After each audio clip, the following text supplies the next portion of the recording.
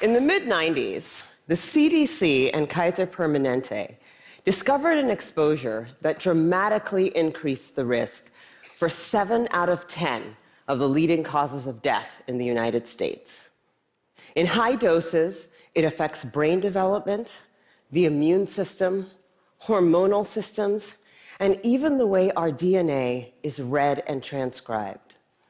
Folks who are exposed in very high doses have triple the lifetime risk of heart disease and lung cancer, and a 20-year difference in life expectancy. And yet doctors today are not trained in routine screening or treatment.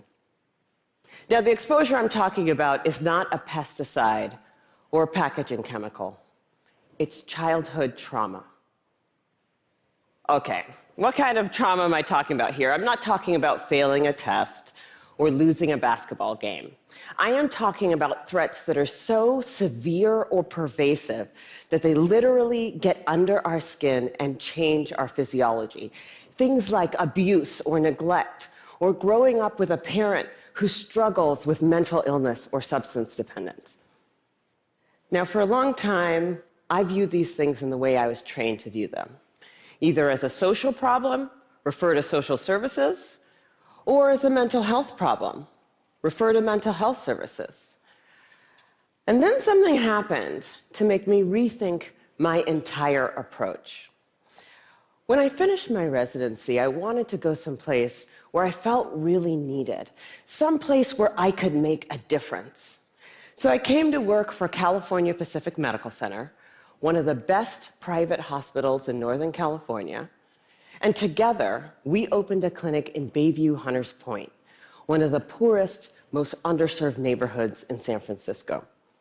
Now, prior to that point, there had been only one pediatrician in all of Bayview to serve more than 10,000 children. So we hung a shingle, and we were able to provide top quality care regardless of ability to pay. It was so cool. We targeted the typical health disparities: access to care, immunization rates, asthma hospitalization rates, and we hit all of our numbers. We felt very proud of ourselves. But then I started noticing a disturbing trend. A lot of kids were being referred to me for ADHD, or attention deficit hyperactivity disorder. But when I actually did a thorough history and physical, what I found was that for most of my patients, I couldn't make a diagnosis of ADHD.